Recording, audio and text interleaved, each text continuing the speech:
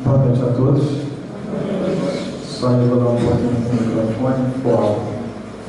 Bem, o pessoal está mais acostumado a me ver aqui aos domingos, né? Mas vai me ver também poder conversar com vocês aqui na terça-feira, especialmente no dia que a gente vê bastante gente nova aqui na casa, né? A gente está acostumado a ouvir bastante sobre os Espíritos, bastante sobre o Evangelho, mas eu procuro sempre trazer uma proposta de o que isso tem a ver com a minha vida. Onde é que essa coisa se encaixa no meu cotidiano? Qual o senso prático que isso tem?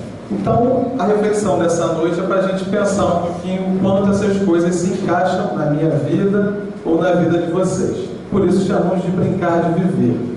E a gente vai entender um pouquinho essa proposta ao longo desses minutinhos que conversaremos. Está alto? Deixa eu baixar mais um pouquinho, então. Melhorou? Mais baixo? Então vou falar mais baixo um pouquinho.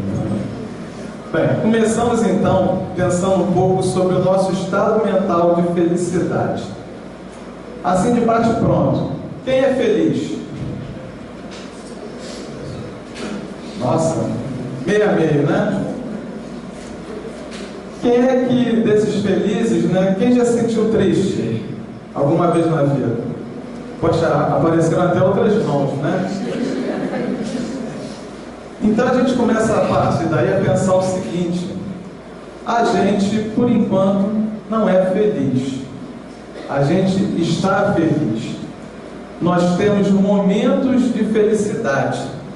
E o que a gente tenta fazer na vida é que esses momentos sejam mais frequentes e duradouros possíveis, o quanto possível. Mas a gente começa a tentar avaliar por que isso não pode ser sempre assim. Por que eu não consigo fazer com que seja sempre assim? Pois bem, primeira constatação, mesmo para aqueles que se disseram felizes, né, é que esse, por enquanto, é um estado transitório. E a gente busca fazer com que eles sejam efetivamente frequentes e o mais duradouro possível. Pois bem, então, para esse pessoal que pelo menos não consegue ser feliz, mas está feliz na maior parte do tempo, a gente começa a pensar o seguinte: o que é felicidade? Ou melhor, o que traz felicidade para a gente? A gente precisa valorizar o que realmente pode proporcionar a felicidade e não os seus acessórios. Mas é claro que se eu pedisse a cada um de vocês aqui o que é felicidade, cada um traria uma definição completamente diferente, porque temos formas diferentes de ver a vida. É claro que se perguntar para uma pessoa materialista, o que é felicidade? Felicidade para mim é trocar de carro. Felicidade para mim é ter uma boa casa. Mas mesmo que você não seja uma pessoa tão materialista, o que é felicidade para aquele menos materialista? Não, felicidade para mim é o meu filho, por exemplo. Mas será que eu vou ter o meu filho comigo o tempo todo? Será que em um dado momento da vida ele não pode partir antes de mim? Eu tenho que deixar de ser feliz por causa disso? Ou alguém pode dizer assim: felicidade para mim é ter saúde. E se eu não tiver saúde, eu não posso ser feliz? Bem, se eu acredito que Deus é bom, que Deus é justo e que Deus tem um propósito na minha vida, certamente esse Deus quer que eu encontre essa tal felicidade, qualquer que seja a circunstância. É claro que nós focamos a nossa felicidade nesse ou naquele aspecto, mas se eu não tiver aquele aspecto atendido, eu devo ser feliz mesmo assim. Então o que eu devo entender é a proposta que Deus tem na minha vida para que eu consiga ser feliz, seja qual for a situação pela qual eu precise passar. A problemática da felicidade encontra solução eficaz no comportamento íntimo de cada indivíduo em relação à vida. Ou seja, a gente vai passando pela vida, vai fazendo as nossas escolhas, né? Exercitamos tanto o livre-arbítrio que falamos aqui na Casa Espírita, e às vezes a gente se atropela, às vezes a gente não se sente feliz, às vezes a gente acha que a vida está sendo ingrata com a gente, e a gente vai escolhendo um caminho diferente que é dessa tal felicidade. Então a gente deve buscar esse propósito.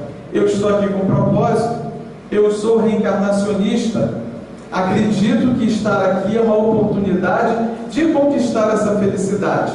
Então eu devo tentar entender nessas conjunturas da vida onde está o ensinamento, onde está o aprendizado que me é necessário. Só que como eu sou um ser de diversas encarnações, diversas vidas na Terra, desculpe, tenho feito muitas escolhas boas, outras nem tanto, mas sempre recebo a oportunidade de recomeçar. E quando recomeço, eu recomeço com uma nova forma de ver a vida. Por exemplo, a inocência da criança. Se você for perguntar para uma criança o que é felicidade, certamente você vai ter uma resposta muito mais simples do que a sua. Felicidade talvez seja uma bola, felicidade talvez seja uma boneca. Certamente essa criança tem muito menos condicionantes para essa tal felicidade do que a gente mesmo. E nós já passamos por isso, já vivenciamos isso, só que a gente vai desandando no caminho. Estar na infância significa a oportunidade de esquecer um pouco todas essas amarras, todos esses conceitos que viemos trazendo de diversas vidas e que ainda existem dentro de nós, mas que não nos servem mais. Mas a bênção da encarnação diz o seguinte: esqueça um pouco isso de lado, comece de novo, uma nova chance de você tentar descobrir nas coisas mais simples da vida o que é a felicidade. E aí a gente vai começando então, né? A gente começa a exercitar novamente, mais uma vez, o nosso convívio com os outros que também estão no caminho. Se eu estou no caminho, os outros também estão. Eu para aprender com eles, eles para aprenderem comigo. E aí a gente vai conseguindo, nesse primeiro momento, desenvolver uma receptividade mútua. Nós temos menos preconceitos sociais, intelectuais, raciais.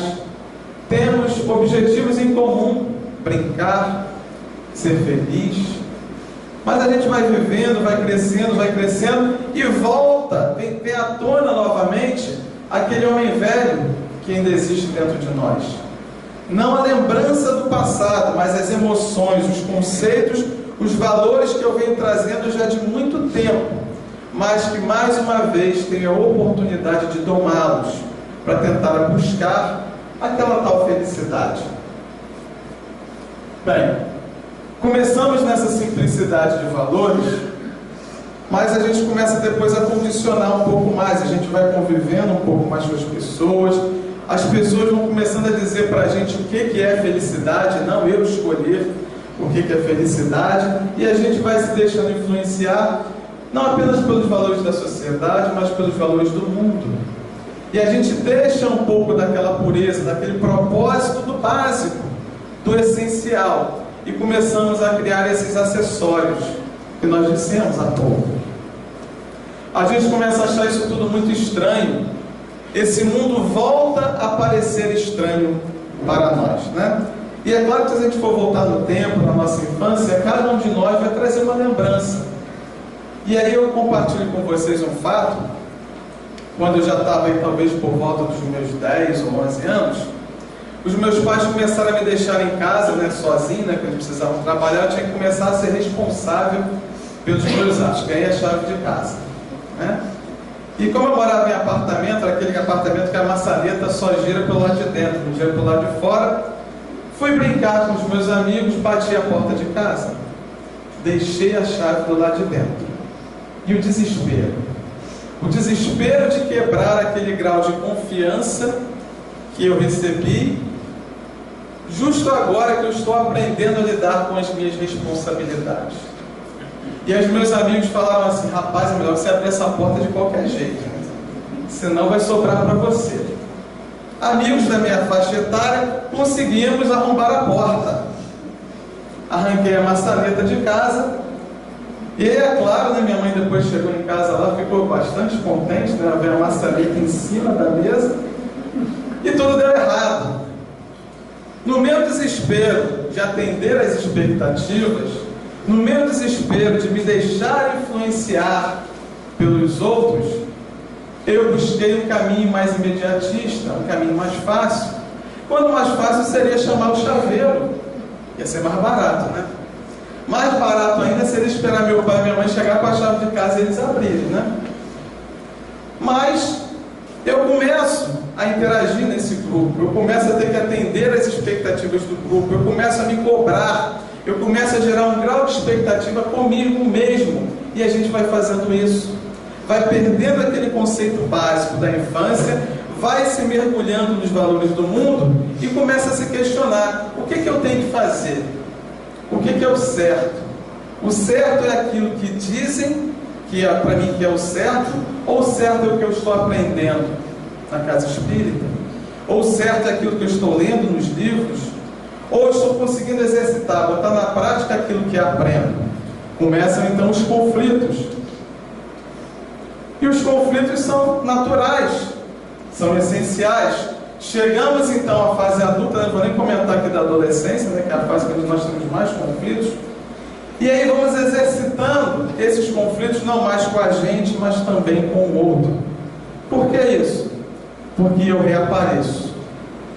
Deixei de ter aquela aparência bonitinha, frágil, e mostro o ser humano que eu realmente sou. E aí começa a ser você com você mesmo. E aí? Será que eu sou aquilo que o mundo está dizendo que eu devo ser? Ou estou conseguindo tentar ser aquilo que eu estou aprendendo com a doutrina? Com os conceitos que sempre ouvimos às terças, aos domingos, nos livros que lemos. Eu preciso reaparecer sim, mas de uma nova forma, exercitando novos valores. E é claro, quando eu estou reaparecendo, o outro também está reaparecendo. E uma coisa que eu sempre gosto de dizer aos domingos aqui, né, que a gente, nosso processo reencarnatório ele é individual, mas de um convívio coletivo, sempre aprendendo de maneira coletiva. E aí nós começamos a agir como porcos espinhos que querem se abraçar. Ou seja, eu quero estar próximo do outro, mas ao mesmo tempo eu machuco o outro. E mais do que isso, me sinto profundamente afetado e atingido pelo outro. E por que isso? Eu posso ficar me lamentando, dizendo que o problema é do outro, ou eu posso pegar esses conceitos que eu já tenho e tentar entender por que isso ainda me é tão necessário. O que eu tenho a aprender estando nesse mundo com as minhas dificuldades e lidando com as dificuldades do outro? Eu reapareço, eu com o outro, mas sempre será eu comigo mesmo. O aprendizado individual, o convívio é coletivo. Estar com o outro significa, às vezes, enxergar coisas no outro que eu não enxergo em mim e que são tão necessários a mim. Se nós entendemos que viver a vida é viver o aprendizado, isso faz parte do aprendizado. Ninguém quer sofrer e nem a espiritualidade quer que a gente sofra. A espiritualidade nos oferece N oportunidades que às vezes a gente não enxerga. E quando a gente não enxerga, ou não quer enxergar, elas tentam de uma maneira diferente trazer para a gente de uma outra forma, talvez de uma forma que não nos agrade, mas de uma forma que nos é necessário. Precisamos enxergar isso não para sofrer, mas para entender que algo precisa ser diferente, primeiro na gente e depois no outro. E aí naturalmente vem a sensação de desconforto. Estar nesse mundo vai criar desconforto. Esse é aquele tal mundo de provas e expiações. Não porque você é um pobre coitado que Deus escolheu estar aqui, não porque nós merecemos isso. Por enquanto, por essa encarnação, isso é aquilo que nos é necessário, pelo conjunto da obra que nós somos e que nós estamos até a presente encarnação, com as escolhas que fazemos. Então devemos sim atingir aquele tal mundo de regeneração, mas começa nas escolhas individuais que fazemos, nas mudanças que realmente queremos abraçar e nos proporcionar. Nos proporcionar, que eu digo, a gente e ao outro. que o bem que eu queira a mim, eu também queira ao outro, de alguma forma. Então os nossos valores vão se aprimorando nesse convívio. Um outro aspecto bastante interessante é a ética. Também outra palavra que, se talvez eu pegar aqui 3 ou 4 pessoas, vou ter 3 ou 4 definições diferentes do que é a ética. Mas a essência disso começa naquele não julgar para não ser julgado. Eu gostaria que acontecesse com o outro aquilo que acontece comigo. Como é que eu me coloco diante disso? Quando Jesus dizia, não compare o cisco do olho do outro com a trave que há no seu olho, é claro que é para você não julgar o outro, mas principalmente para que você não perca tempo. Por que você está nessa vida mais preocupado com o jeito do outro ser do que com o seu jeito de ser? Esse processo reencarnatório é seu. Não perca o seu tempo. Aproveite o seu tempo, convivendo com o outro, mas o tempo é seu. O exercício é seu e a escolha é sua. E nós vamos exercitando isso, e a nossa moralidade, às vezes, é bastante seletiva, quando a gente começa a refletir sobre isso, né? Vivemos uma época aí em que a gente fala em corrupção, em política, em escândalo. Aí alguém fala assim, você roubaria 100 milhões? Essa pergunta eu não vou nem fazer aqui, porque eu acho que ninguém levanta a mão, né? Quem roubaria 100 milhões, né? Mas você não precisa nem levantar a mão agora não. Quem já avançou o sinal vermelho? Só pensa. Quem já jogou o papel de bala no chão? Quem é que fez alguma coisa só porque teve a certeza de que ninguém estava vendo? E qual o nível da nossa moralidade? Até onde pode? Será que a gente pensa nisso? O nosso exercício de moralidade começa nas pequenas coisas. E às vezes a gente acha que pequenas coisas podem. Nós criamos justificativas para as nossas escolhas. Ou seja, nós buscamos sempre um motivo justo pelo qual vale a pena ser daquele jeito, agir daquela forma. E às vezes eu sou tão teimoso que a vida precisa me mostrar um algo diferente disso daí. Precisamos manter-nos equilibrados a qualquer preço, para que não pagues o preço da culpa. E interessante que, se você pegar para essa pessoa, né, que talvez tenha roubado, talvez tenha feito algo errado, o cara fala assim, rapaz, eu nunca imaginei que eu fosse capaz de fazer isso. E às vezes não se imaginava mesmo não, porque nós vamos vivendo a vida, tocando a vida, sem buscar o nosso autoconhecimento, conhecer as nossas limitações, lapidar as nossas imperfeições, e às vezes pelo fato de não termos a oportunidade de fazer algo errado, é que não fazemos. Mas quando a oportunidade vem, não precisa ser 100 milhões, não, essas pequenas coisinhas do dia a dia, a gente fraqueja.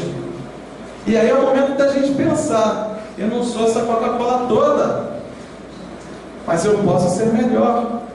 Eu não preciso disso. Com os conceitos que eu já tenho, isso não me é mais necessário. Eu quero me libertar disso. Se a gente for se libertando das pequenas coisas, a gente certamente não vai se prender nas grandes coisas. Certamente a gente não vai levar novos grandes comprometimentos para a próxima encarnação. Vamos trabalhando nas pequenas coisas, exercitando nas pequenas coisas. E aí voltamos na criança. A criança está meio empurrada, né? A gente cresce na crise. Ninguém quer passar por crise, mas todos nós mais crescemos na crise, porque a crise é que chacoalha a gente, a crise é que faz a gente pensar. E o que é crise também para cada um? Depende da sua visão de mundo. Eu vou tomar a liberdade aqui de citar o mesmo exemplo aqui que eu citei na palestra anterior, só que foi no domingo. Para uma criança, a coisa mais importante da vida dela é aquela bola. Se a bola dela furou, o mundo dela acabou. Se ela quebrar a vidraça, o mundo acabou. Se bater a chave de casa, a porta de casa com a chave lá de dentro, o mundo acabou. Será que acaba? Nós não somos mais tão crianças assim. E quantas coisas a gente ainda faz, quantas coisas a gente ainda sofre e acha que o mundo vai acabar por causa disso? Será que acaba? Precisamos aprender a crescer na crise. Jesus dizia: meu reino não é deste mundo. Aí então, o que eu vim fazer aqui?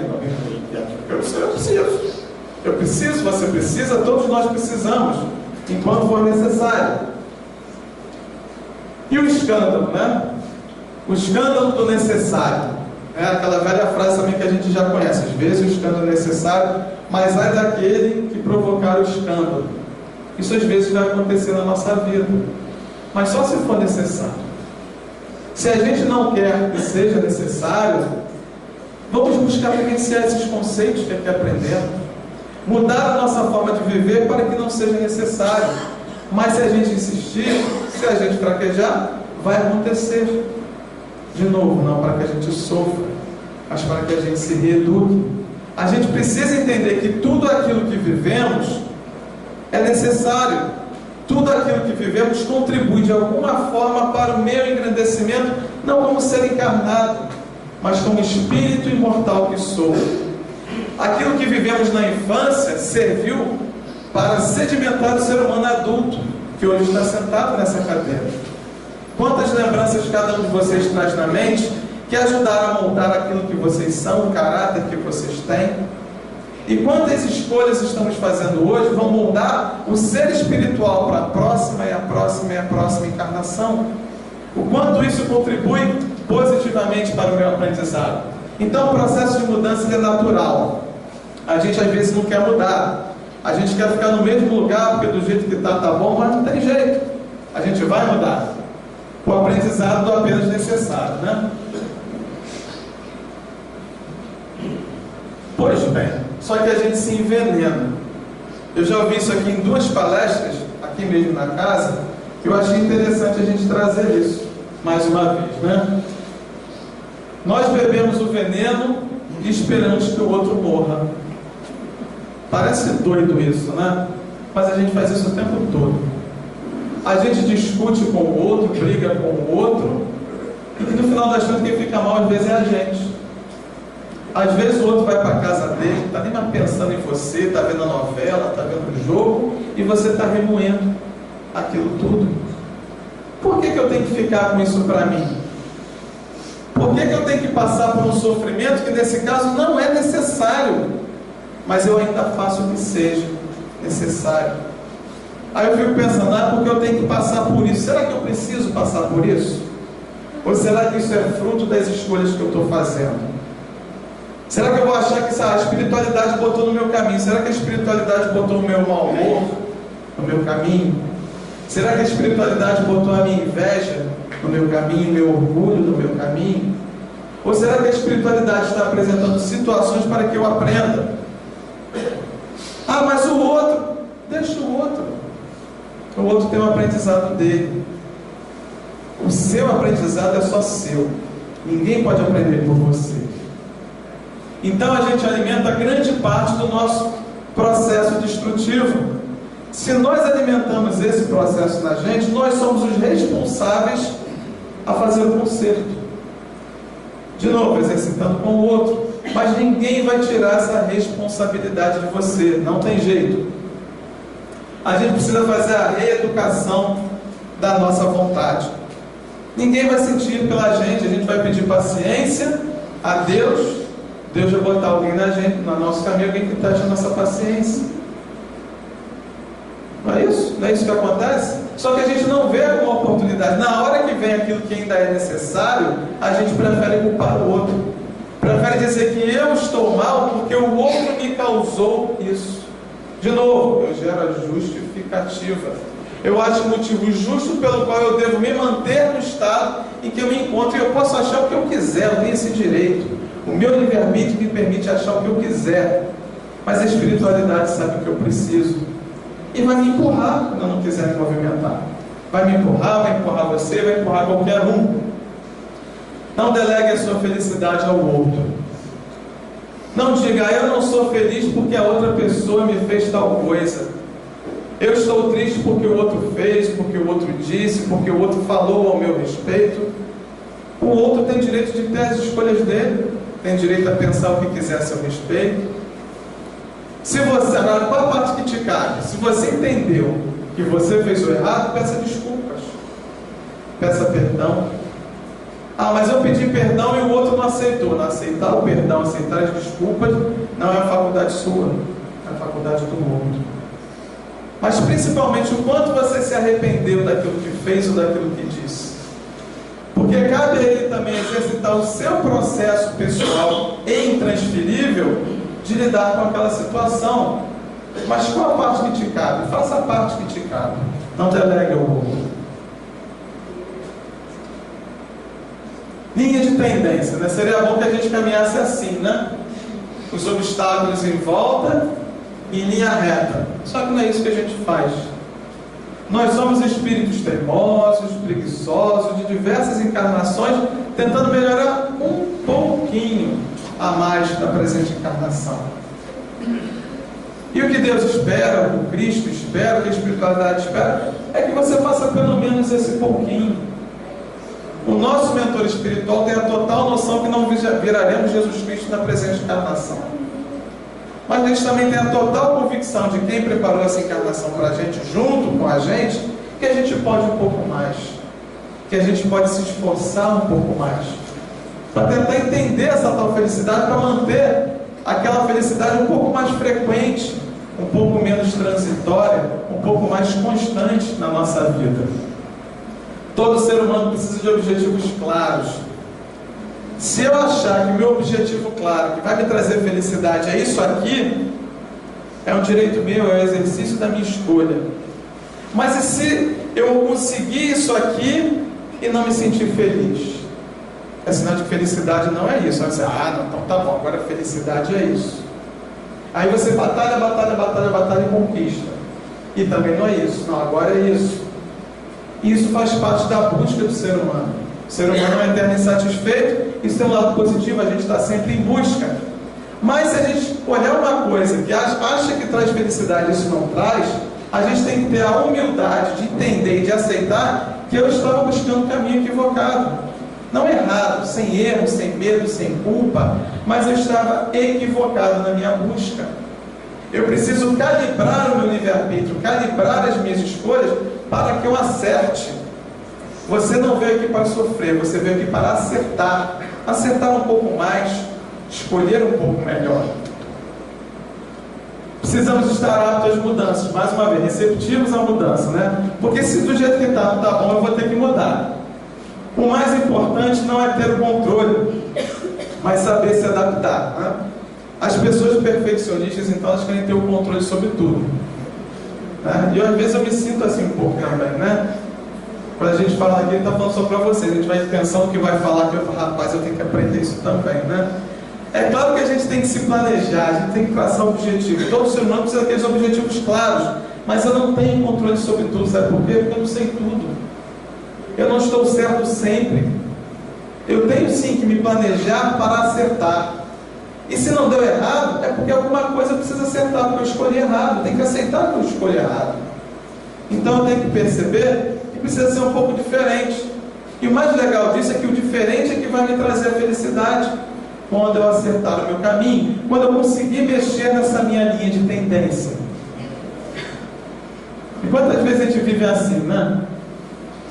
A gente acha que a gente saiu das cavernas, né? A gente fala, não, mas eu não sou isso aqui. Mas quantas vezes a gente age dessa maneira? E aí vamos pensar em algumas coisas que às vezes a gente diz da boca para fora. Eu era feliz e não sabia. Já usamos essa frase alguma vez? Acho que já, pelo menos a maioria, né? Você era feliz e deixou de ser? Poxa, eu acredito numa doutrina reencarnacionista, evolucionista, que o espírito não regride. Eu estou aprendendo isso tudo na casa espírita. E eu era feliz e deixei de ser? Estranho. Ou será que as coisas que eu achava que significavam felicidade, na verdade não eram bem assim? Então a gente acha que enquanto a gente está lá na infância está tudo muito bom, está tudo muito bem, aquela fase tem a sua beleza. Mas a gente começa a perceber que a bola não é tudo. O mundo oferece outras coisas que eu preciso lidar. Quando eu era criança, eu gostava muito de um bonequinho chamado Playmobil, né? A gente vai falar essas coisas, denuncia a idade, né? Eu vou fazer 30 e 11, né? Vou fazer mais 40, vou fazer 30, vai tentar ficar um pouco mais para trás. Eu achava impressionante como é que os adultos não gostavam de brincar com aquilo. Eu falava, não, quando eu virar adulto eu vou brincar de Playmobil. Eu tinha essa total convicção. Só que antes de virar adulto eu passei pela adolescência, como vocês também passaram, e os valores vão mudando, as nossas expectativas vão mudando. E no estágio espiritual que cada um se encontra, cada um tem as suas expectativas. Agora, será que as expectativas que eu estou tendo enquanto ser reencarnado são as expectativas que eu deveria ter enquanto ser espiritual que eu sou, enquanto ser imortal que eu sou, criado para essa tal felicidade? Aí já é mais complicado, né? A gente só abraça aquilo que a gente conhece. A gente tem dificuldade às vezes de abstrair. A gente fala dos mundos elevados, daqueles espíritos puros que não precisam mais reencarnar. A gente passa por isso tudo, mas tudo para isso para a gente ainda é uma abstração. É uma expectativa de como é que deve ser isso do lado de lá. Só que se a gente for parar para avaliar, eles já entendem isso. Eles não têm a intenção de ser, eles já são. Então é alguém que vive plenamente daquela maneira. Então não é alguém que disse para ele que certamente no seu estado evolutivo lá atrás, eles passaram pelos mesmos questionamentos que nós passamos, mas eles se permitiram experimentar a vida de uma nova forma e hoje eles já vivem isso. A convicção surge a partir da vivência de novos valores. Então não adianta o seu mentor espiritual gritar no seu ouvido que você tem que ser diferente se você não quiser ser diferente. E mesmo que você queira ser diferente, você precisa experimentar ser diferente. A intenção não é suficiente, porque a gente só realmente se compromete quando a gente sente, e a gente só sente quando a gente age, e a gente só age quando a gente se permite. Então a gente tem que se permitir vivenciar esses valores, não nos livros, não nas palestras, não nos cursos, mas na vida lá fora. Se a gente não trouxer esses contextos, encaixar, perceber como essa pecinha tem a ver com aquelas coisas lá de fora, principalmente naqueles momentos da mudança, principalmente naqueles momentos da crise, eu vou me desesperar como uma criança, eu vou me manter como uma criança espiritual que eu ainda sou, quando existe algo muito mais reservado para mim e para vocês, além disso. Semear e colher, né? É uma coisa que a gente escuta bastante também na casa espírita. O estado natural da vida é o estado espiritual. Se a gente não tiver a convicção, não tiver o comprometimento que aquilo que fazemos estamos semeando para a nossa vida espiritual, a gente vai continuar preso nessa vida encarnada, preso em achar que tudo aquilo que eu faço para essa vida. Se eu achar que tudo que eu faço só para essa vida, não faz sentido. A gente se perde, os nossos valores se perdem, aqueles objetivos passam a ficar não tão claros assim. Ninguém colhe aquilo que não plantou. Se a gente está colhendo algo bom ou ruim, tem a ver com as minhas escolhas. Agora, de novo, não é para ficar se culpando, é para tentar entender o que essa situação está querendo me dizer. O que o meu processo reencarnatório diz para mim que precisa mudar. De novo, eu posso usar o meu livre-arbítrio e continuar do mesmo jeito. É uma escolha. O espírito não regride. Já aprendemos. Mas também não vamos andar para frente. E vamos continuar tendo as consequências dela, boas ou ruins, lei de causa e efeito. Já aprendemos isso também na casa espírita. Não adianta a gente depois falar que não sabia. Não adianta a gente achar que ainda vale a pena estar naquele estado de ignorância. A gente precisa andar para frente. E um outro fato interessante é que a gente vai vivendo a vida, vivendo a vida, vivendo a vida, e chega aquele momento do inevitável, que é o momento da morte. A gente precisa matar esse conceito da morte, porque quando a gente vai chegando perto daquele momento, acontecem duas grandes coisas. Primeiro é o medo daquilo que vem pela frente. Se a gente passou a vida inteira sem pensar nesse lado espiritual. E o outro é o processo da culpa. A gente começa a se arrepender de tudo aquilo que não fez, mas tem a convicção de que deveria ter feito. A gente vai levando a vida, quando chega naquele momento, e caramba, e agora? Bem, olhando aqui minha bola de cristal, né? Eu imagino que pelo menos a maioria de nós aqui não vai desencarnar hoje. Acredito que a maioria de nós não vai desencarnar até semana que vem, pelo menos a maioria. E o que a gente está esperando? Está esperando esse momento chegar? A gente está esperando, a gente está vivendo a vida de forma plena, aproveitando cada momento com bons valores, aproveitando as oportunidades. A gente está esperando esse momento chegar. De novo, viver como espírito. E aí, já que chamamos isso de brincar de viver, na verdade, essas reflexões surgiram a partir da música. Certamente a maioria conhece. Vou passar a letra da música para a gente refletir um pouquinho sobre isso, né? O que essa música nos diz? Para quem não conhece, conheça. Quem me chamou? Quem vai querer voltar para o ninho? Redescobrir seu lugar, para retornar e enfrentar o dia a dia, reaprender a sonhar. Precisamos começar de novo. Reencarnamos para começar de novo e tentar melhor. Nascemos novamente todo dia. Cada dia é um novo dia repleto de oportunidades para cada um de nós. Vamos aproveitar cada dia. E a música prossegue, né? O que ela nos diz? Você verá que é mesmo assim, que a história não tem fim. Nossa encarnação tem, mas nossa vida espiritual não. Continua sempre que você responde sim à sua imaginação, a arte de sorrir cada vez que o mundo diz não. Precisamos ter fé e acreditar no nosso potencial. Não devemos nos deixar conduzir pelaquilo que os outros dizem que nós devemos fazer, mas aquilo que nós já estamos aprendendo e temos a convicção de que é o melhor para nós. Devemos fortalecer essa conexão com o nosso companheiro espiritual, com o nosso mentor, porque esse sim sabe o que precisa ser feito e nos incentivar a isso. Você verá que a emoção começa agora. Agora é brincar de viver. Não esquecer, ninguém, nem eu, nem você, ninguém é o centro do universo. Assim é maior o prazer. Precisamos romper com o orgulho e romper com o egoísmo. As coisas que passo são sim necessárias a mim. A vida do outro não é melhor que a minha, a vida do outro não é pior que a minha.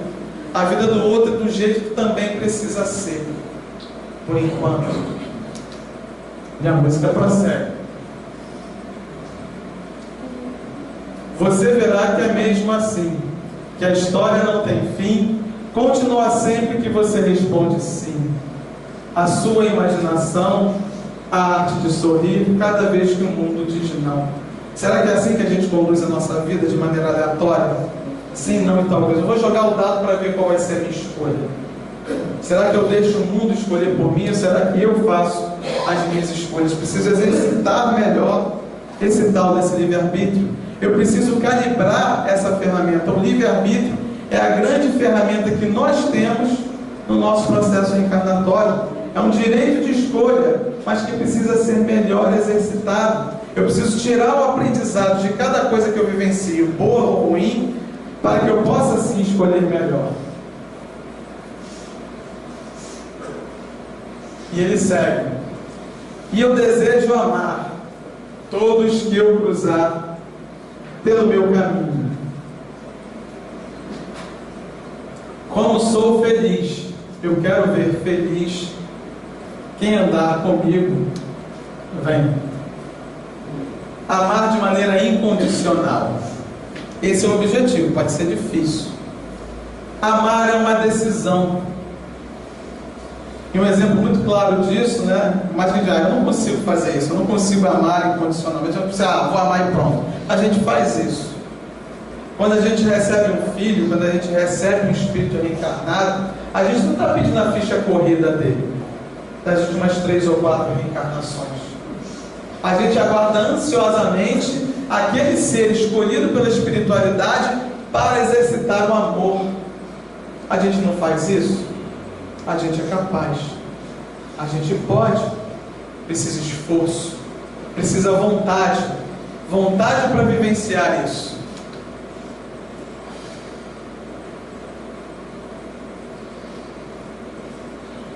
Você verá que é mesmo assim, que a história não tem fim. Continua sempre que você responde sim, a sua imaginação, a arte de sorrir cada vez que o mundo diz não. Precisamos perseverar na nossa reforma íntima. Não adianta a gente conhecer isso tudo se a gente não exercitar o processo de mudança. O conhecimento que nós temos aqui é essencial, é importantíssimo. Mas se a gente passar a encarnação toda achando que é só assistir palestra, ler livro e fazer curso, é uma encarnação desperdiçada, repleta de oportunidades, mas ainda desperdiçada. Tão desperdiçada quanto aqueles que sequer estão aqui no dia de hoje. Estar aqui no dia de hoje tem que representar algo, não apenas para o dia de hoje, mas principalmente para as escolhas que eu faço lá fora, no meu dia a dia, nas pequenas coisas. Bem, como eu já estou um pouco rouco e cantar não é o meu forte, eu gostaria de trazer essa música agora realmente cantada, né? Só que então, pode, eu vou convidar a Maria Bethânia para cantar aqui para vocês, já que cantar não é o meu forte.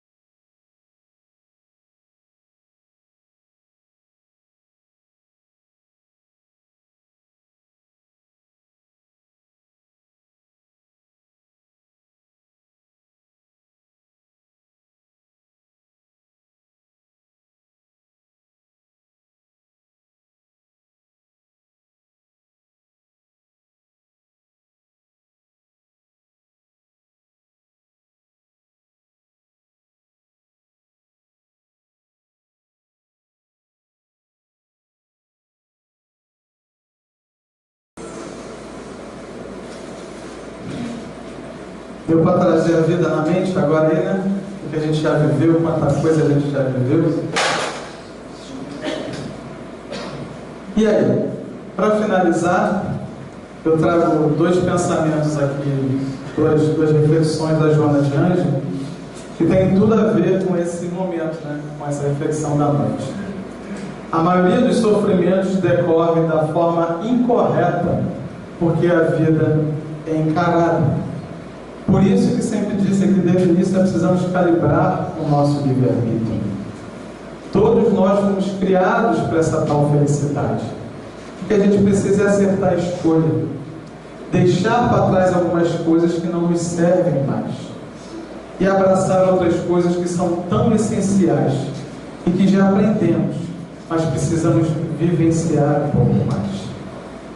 E ela nos diz ainda o seguinte: és livre para imprimir na tua existência o padrão de felicidade ou de aflição com o qual desejas conviver, convivendo com o outro e convivendo consigo mesmo.